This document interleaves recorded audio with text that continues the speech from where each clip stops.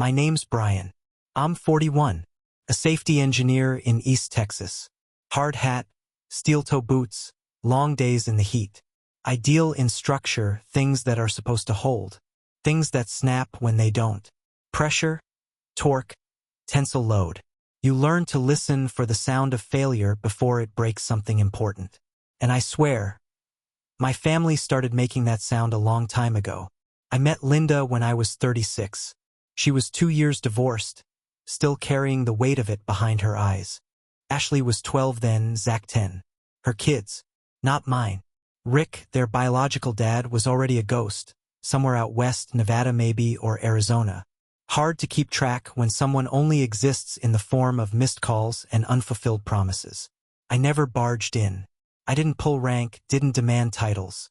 No dad talk. I didn't want it if it had to be forced. I just showed up quietly, completely. I patched holes in the drywall, paid for Zach's cleats, helped Ashley with algebra. I picked up the slack that Rick left behind like a torn net. I did it because it needed to be done. Eventually, we married. 5 years ago now. And for 5 years, I've been stepping over the line between husband and stranger, hoping to land somewhere close to family. Ashley's 17 now. College brochures on the kitchen table, sarcasm honed to a blade. Zach just turned 15, moody, withdrawn, eyes like a locked door, both sharp, both cruel when they feel cornered. And me? I'm still Brian. Not dad, not stepdad, just Brian. Just the man fixing their fence while they post selfies with their real father's name in the caption. Rick is still gone. Still charming through a screen, still promising visits that never happen, still sending Venmo transfers at 2 a.m. $30 here, $50 there, with emojis in place of effort. Somehow, his absence is worth more than my presence. I pay the mortgage. I cook half the meals. I coach Zach through chemistry exams he swears are pointless. But Rick? He exists in golden light. He's memory, not flesh. Ideal, not real. And no matter what I do, I can't compete with that. I didn't notice when the rot started. Not right away. It's like that with structural fatigue. Slow, silent, until the crack snakes its way across the beam and everything trembles. It was small things at first. The way Zach stopped saying thank you. The way Ashley corrected me in front of Linda. The way they'd go quiet when I entered a room, as if I were a substitute teacher and they were just biding time. Linda always brushed it off. They're teenagers, she said. This is just how they are. But I remember being 15. I remember being 17. And I sure as hell wasn't cruel to the people who kept a roof over my head. Not unless someone taught me it was okay. Then came the comment. It was a Wednesday. I remember because I had just come off a 14-hour shift. My back aching from crouching under a corroded tank, grease in the lines of my palms. I walked through the house, slow, silent, just trying to make it to the shower. Zach was in the kitchen with Linda. I paused in the hallway, not because I meant to eavesdrop, but because my legs stopped moving when I heard my name. We'd be better off if our real dad lived with us instead of him. Him. Not Brian. Not my stepdad. Just him. Linda didn't flinch. She didn't defend me. She didn't even pause. Just kept stirring the sauce like it was any other night. Like her son hadn't just told her the man who fed him didn't belong. That silence said more than words ever could. I stood in that hallway for maybe a full minute, heart thudding behind my ribs. Then I turned around, walked out the back door, and sat on the porch until the sun disappeared. That was the moment something inside me shifted. Not rage, not grief, something quieter, colder, like a breaker flipping in the dark. A decision I hadn't made yet, but was already living in. From that day on, I started paying attention. Like I do on job sites when I suspect a structure's unsound. I started logging the cracks. Crack. Ashley called me Rick by accident. Didn't correct herself. Didn't look up from her phone. Crack. Zach asked Linda for $20 while I was sitting right there. She handed it over. I said nothing. Crack. Ashley posted a photo of the family dog with the caption, "Dad got her for us when we were little." Rick didn't even like dogs. Crack. Zach forgot to thank me for driving him across town to a late soccer match. He said, Mom would have done it faster. Linda noticed. She just didn't act. That was her role. Silent witness. Passive referee. Every now and then she'd murmur something like, "They don't mean it," or, "They'll appreciate you one day." But promises of future gratitude are empty currency. They don't pay the toll on today's exhaustion. I started testing boundaries. Didn't remind Ashley about her SAT appointment. She missed it. Blamed Linda. Didn't refill the gas tank after Zach left it on E. He got stranded. Called Rick, who didn't answer. Called me last. I still went. But I didn't say a word the whole ride home. Stopped packing school lunches. Nobody noticed. Linda just stepped in without a word. The more I stepped back, the less I seemed to matter. I began to wonder. If I disappeared tomorrow, would they notice? Would they even flinch? Ashley was on the phone one evening, walking laps through the living room while I sat reading on the couch. She thought I wasn't listening. Maybe she didn't care. "Rick always got me," she said. "Brian just nags." That word hung in the air like a stench. Nags. As if every effort I made, every reminder to study, every question about her day, was an intrusion. A noise. I don't think she knows how hard it hit me. I don't think she ever will. I thought about the car I'd given her for her birthday. Not new but clean. Paid in cash. 1,000 hours of overtime in that car. She hadn't thanked me. Just took the keys and posted a photo with a caption that read, "Finally got my freedom." No mention of where it came from. Linda keeps asking me why I've been distant lately. Why I don't sit at the table. Why I spend more time in the garage than in the living room. I give her the same answer every time. Just tired. But it's more than that. I'm tired of being the ghost in my own home. Tired of hearing the word real used like a dagger. Tired of carrying a family that doesn't even realize I'm the one keeping the walls from caving in. Rick haunts this house, but I'm the one paying for the roof. And still, I'm the outsider. The placeholder. The backup plan. The cracks are there. Deepening. Spreading. I know the sound of collapse when I hear it. And believe me, it's coming. It happened in the kitchen. Funny how the worst moments always happen in places meant for warmth. A room where meals are made, memories cooked into the walls. But that night, it was just cold tile, humming appliances, and the sharp edge of something I couldn't take back. I was fixing the drawer. Again. The same one that sticks every 3 weeks, no matter how many times I realign the tracks. Linda was slicing fruit.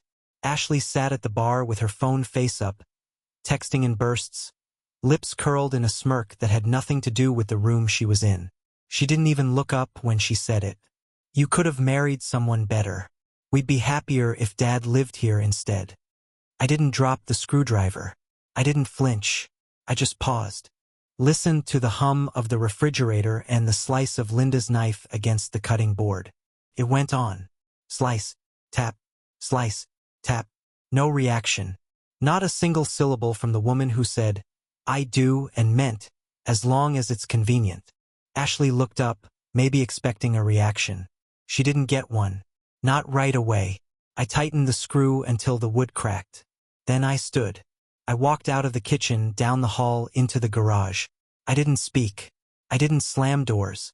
No yelling, no theatrics. I moved with the kind of quiet that follows the final decision a man makes when he knows nothing else will change. The trunk of the car was already half full from a trip to the hardware store. Cleared it. Made space. Opened cabinets, pulled storage bins from shelves. I grabbed a notepad. Pen. I had never once looked for Rick's address, but Linda had him listed under emergency contacts. I'd seen it once while filling out school forms. The city was Reno. I went into her filing cabinet, the drawer where she kept old child support paperwork. It was there, neatly labeled, folded, filed under a man who hadn't shown up in years. Full name, mailing address, just in case.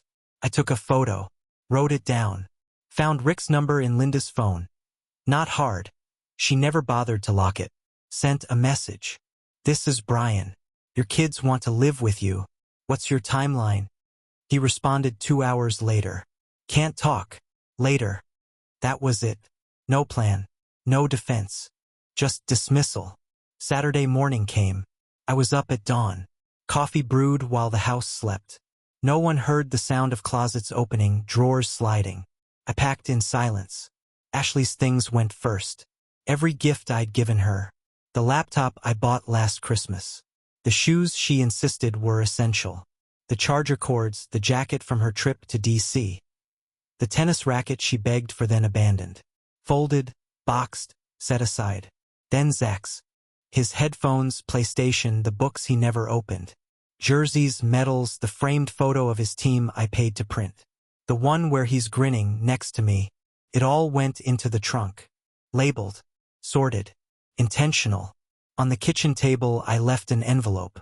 Inside, Rick's number, Rick's address, a prepaid burner phone, and a note. You said you want to live with your real dad. Here's his number. Here's his address. I'll give you a ride. That's all it said. I made sandwiches, packed juice boxes, granola bars, even tossed in some fruit. Old habits die hard. Around 9 a.m. The house stirred. Ashley came down first. She saw the trunk open. She didn't say anything, just watched from the porch. Backpack over one shoulder, phone in hand. Like she'd already decided not to care. Zach followed. Barefoot. Sleepy-eyed. Staring at the car like it was an illusion. Linda stepped out last. Robe tied at the waist. Mouth open to speak but no words came. I met them on the driveway.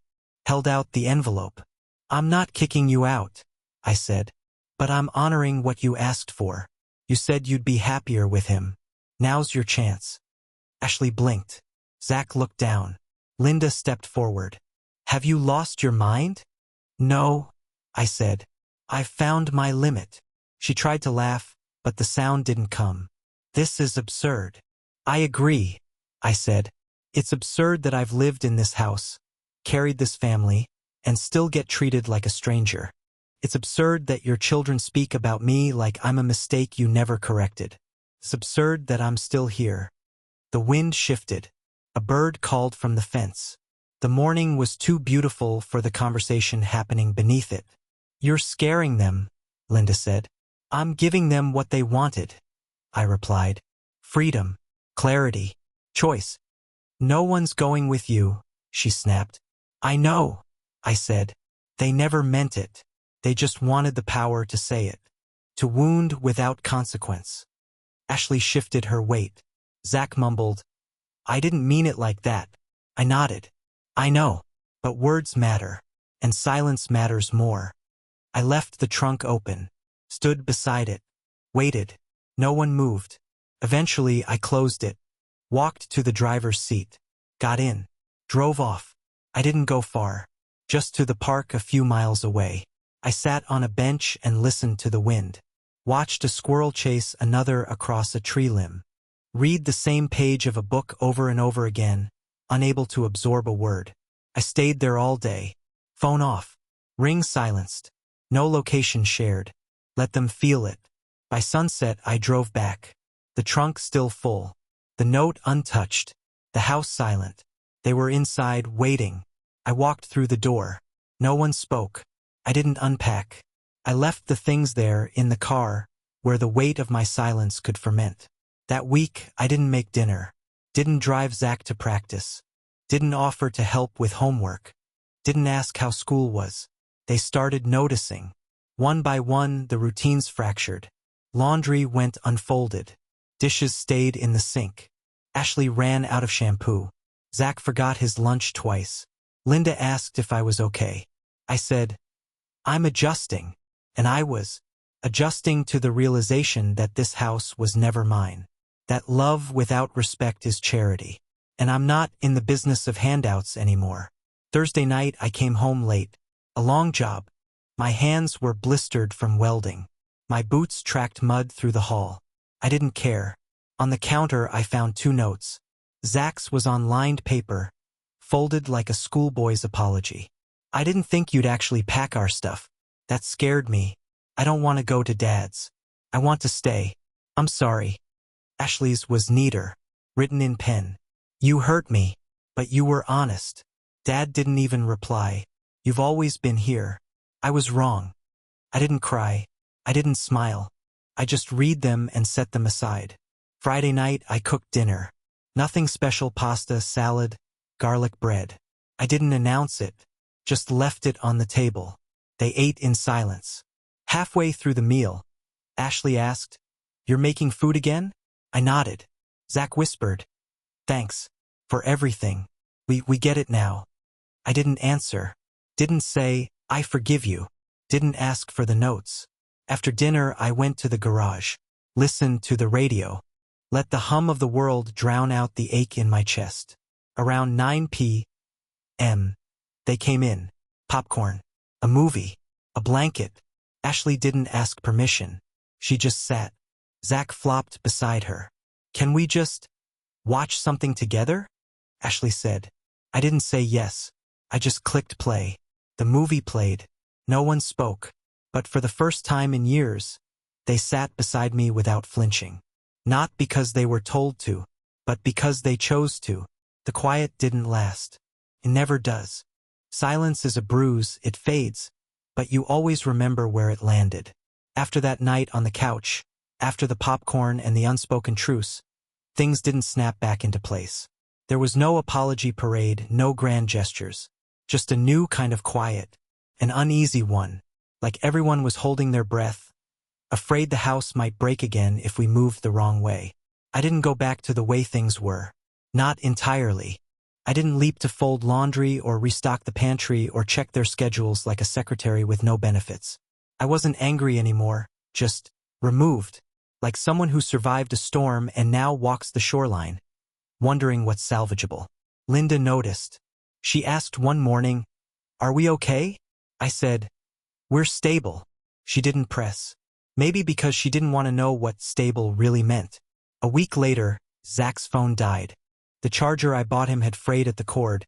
He'd wrapped it in duct tape like that would stop the slow failure. He asked if I could get him a new one. I told him I'd think about it. That was new. That pause. That wait. He looked at me like I'd spoken in another language. 2 days passed. He came back quieter this time. "I'll pay for it," he said. "I've got money from mowing lawns." I nodded. "That's good." He blinked, unsure if that meant yes or no. Then he walked away. That moment stuck with me. Not because I said no, but because he didn't expect it. He'd grown up in a world where I absorbed all the costs, where everything just appeared. His shoes, his phone plan, his Wi-Fi, his lunch money, his sports equipment. It had always been background noise. Seamless. Invisible. But when I stopped moving, the silence screamed. Ashley came next. She was applying to colleges. Her dream school was out of state, expensive, exclusive, the kind that sends glossy brochures and empty promises. She sat at the dining table, laptop open, muttering to herself about essay prompts and deadlines. I passed behind her, carrying a wrench from the garage. She didn't look up. "Do you think I should apply early decision?" she asked. Not demanding, not sarcastic, just asking. I paused. "You'll get in," I said. "But it's going to cost." She nodded. "I know. I'll figure it out." That was the moment. She didn't say, "Can you pay for it?" Or "Will you help?" She said, "I'll figure it out." I nodded once, went back to the garage, closed the door behind me. Later that night, she left a folder on the kitchen counter. Inside was a breakdown of tuition, fees, scholarship options. Notes scribbled in the margins. A budget. No request. Just information. That was new too. Respect doesn't always arrive with a bow. Sometimes it comes in the form of silence, of restraint, of knowing what not to ask. But the shift wasn't just in them. It was in Linda too. We were at the store, pushing a cart between aisles, trying to settle on what to cook that weekend. She reached for a package of chicken, then hesitated. "Do you think they understand now?" she asked. I didn't answer right away. "I think they're starting to," I said. She stared at the price tags like they were coded messages. "You scared me that day, with the trunk." "I scared myself," I said. "But I didn't break." She didn't reply, just nodded, tossed the chicken in the cart. That night, she started asking me before saying yes to them. Not out loud. Just a glance. A check-in. A subtle acknowledgement that my voice mattered. That I wasn't just the man who funded the engine. I was part of the route. It was enough. For now. Then came the bill. Not a metaphor. A real one. Ashley's college acceptance came earlier than expected. An early action response. She got in. The envelope was thick. The kind that screams congratulations before you even open it. She didn't run to me, didn't shout through the house. She left it on the table, neat, unfolded, and walked away. I read it over coffee. The offer. The fees. The deadlines. $62,400 a year. Before aid. Before books. Before living. Linda walked in, saw the letter in my hands. She's scared to ask, she said. She should be. She worked hard. So did I. That ended the conversation. Later that night, Ashley sat across from me. Her hands were tight in her lap, her voice low. I don't expect anything, she said. I just want you to know I'm grateful. For everything. Even if you can't help. I studied her face. There was no performance in it. No teenage theater. Just sincerity. That's new, I said. She almost smiled. Yeah. I looked at the numbers again. Tuition. Housing. Meal plan. I thought about my retirement fund. The loan I was still paying from Linda's last emergency dental surgery. The roof that still needed patching. I'll help where I can, I said. But I won't carry it all. I know. And then she did something I hadn't expected. She stood up, walked around the table, and hugged me. Not long, not tight, just enough to say, I see you.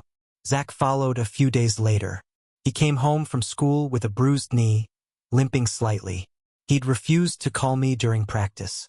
Said he could handle it. But now he was home, leg swollen, trying to act like it didn't hurt. I offered to drive him to urgent care. He hesitated. Would that be asking too much? He said, half joking. No, I said. It's asking just enough. We sat in the waiting room together, silent. He didn't look at his phone, just stared at the floor. Then he said it. I didn't mean it. What I said. About Dad. I didn't respond. He turned to me. I was just angry. Anger's not a license, I said. It's just an excuse. I know. We didn't talk again. But when the nurse called him back, he looked at me first, like he wasn't sure I'd follow. I did. A few nights later, I found Linda on the porch. She was crying. Not loud. Not messy. Just quiet tears. Like a leak in a pipe you don't notice until the floorboards warp. She held my hand. I let them disrespect you, she said. I made it easy. You didn't stop them. No, she said. I didn't. I didn't want to be the bad guy. I wanted them to love me more. They already did. But I wanted to be enough. And you were always just there, handling everything. I took it for granted. I didn't say anything. There was nothing to say. But I didn't pull my hand away. We sat in silence. The kind that isn't heavy, just necessary. A month passed. Then 2. I paid part of Ashley's tuition, enough to show I still believed in her, but not enough to shield her from sacrifice. She picked up a part-time job, applied for more scholarships. She didn't complain. Zach started helping with the yard. Didn't ask. Just grabbed the rake one afternoon and went to work. Said, I figured it was time I did something. He was right. We weren't a perfect family. Still fractured, still learning. But the difference was they saw me now. Not as Rick's shadow. Not as the man who paid the bills. But as someone they could lose. And that made all the difference. It's been 2 months since that morning. The trunk packed, the door left open, the question laid bare. No one calls me Dad. Not really. But sometimes it slips. Dad, do you? Pause. A breath. I mean Brian. I don't correct them anymore. I used to. Thought it mattered. Thought names were identity. But now I know better. It's not the word that matters. It's when they say it and why. And sometimes, they say it when they don't even realize it. Like when Zach panics over a flat tire. Or Ashley needs help understanding her student loan documents. Dad, Brian, can you? Those moments tell me everything. I never asked for their love. I never demanded loyalty, but I did expect something. Not much. Just recognition. Just a nod that I was there when the world around them wasn't. Linda and I started seeing a therapist. Not because we were falling apart, though maybe we were, but because we needed to learn how to build something real. Something not based on survival or habit. Something rooted in respect. I told the therapist what I hadn't told anyone. Not even Linda. That day with the trunk, I said, I didn't want them to leave. I just wanted them to finally see the cost. The cost of what? The therapist asked. Of pretending I didn't matter. She nodded, wrote something down. I stared at the wall behind her. Do you know what it feels like to pour everything into a house and still feel like a tenant? No answer. Just the soft scratching of her pen. Linda didn't speak either. She cried a little, but it wasn't the loud kind. It was the guilt kind. The kind you don't know how to name. I didn't comfort her. Some wounds need to sting before they heal. Now things are different. Not perfect, but clearer. Ashley texted Rick last week. Told me she did. Said she wanted to try one more time. See if he'd respond, if he'd visit, if he'd finally come through. He didn't. 2 blue ticks. No reply. She didn't cry. Didn't slam her door. Just walked into the kitchen. Phone dangling from her fingers. I guess some people stay ghosts, she said. I didn't gloat. Didn't say I told you so. I just nodded. Yeah, some do. Zach doesn't talk about Rick anymore. Not even in anger. It's like he's shelved the man in a part of his brain labeled unreliable. I never asked him to do that. Never encouraged it. But I can see the shift. He comes to me with things now. Real things. Questions about tools. Homework. Girls. He asked me to take him to the DMV to get his learner's permit. Would you mind? He said, unsure. Not at all, I said. We drove in silence. Comfortable, not forced. He tapped his leg to the rhythm of a song on the radio. Then he said, without looking at me, I'd like to learn on your truck, if that's okay. It was more than okay. It was everything. Linda, too, has changed. She speaks now. Not just to me, but for me. When Ashley snapped at me the other day, some careless thing about how I didn't understand her college stress. Linda didn't stay silent. She didn't sigh or deflect. She turned to Ashley and said, You don't talk to him like that. Not anymore. And that was that. Ashley apologized. Later, but she did. I'm sorry, she said. It's just been a lot. I nodded. It always is. That's the thing about growing up. It's loud, messy, cruel, but it's also honest. I've stopped giving without hesitation. That's the line now. I don't jump in before I'm asked. I let them wrestle with the hard parts. Let them ask the question before I offer the answer. And when they do ask, when the request comes with respect, not entitlement, I still say yes. Because love isn't a switch you turn off. It's a well you learn to protect. And I won't let mine run dry again. I'm not their father. Not by blood. Not by name. But I was the one who stayed. I stayed when Rick vanished. I stayed when Ashley called me a nag. I stayed when Zach wished I was someone else. I stayed through the eye rolls, the silences, the slammed doors. And when I finally pulled away, when I let the machine stop running on my fuel, that's when they noticed. That's when they looked up and saw the cracks they'd made. And that's when they chose. Not because they were forced. Because the illusion of someone better finally collapsed. And what remained? What stood still, waiting, tired but unbroken, was me. A man with no obligation but too much history to walk away clean. They chose me. And that choice came too late for innocence. But just in time for growth. Now I ask myself, was I cruel? Was it wrong to pack their things, to make them taste what rejection really feels like? Was it wrong to stop paying, stop fixing, stop absorbing the disrespect like a sponge? Some people say yes. They tell me I should have been more patient, that kids lash out, that teenagers are lost in their own storms. Maybe they're right, but here's what they don't see. They don't see the lunches I made every day for 5 years. They don't see the time I drove to another city at 2 a.m. Because Zach forgot his cleats. They don't see the holidays I worked overtime to afford Ashley's violin lessons. They don't see the nights I sat awake beside Linda, whispering that maybe one day they'd come around. They only see the trunk, the packed bags, the note. They only see the moment the dam broke, not the years it held back the flood. So now I ask you, was I wrong? Was it cruel to finally show them what absence feels like? Or was it the only way left to make them see what presence had meant all along? I don't know. But I know this.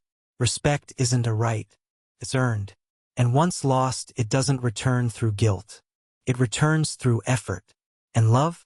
Love isn't enough. Not if it's one-sided. I gave. I stayed. I believed.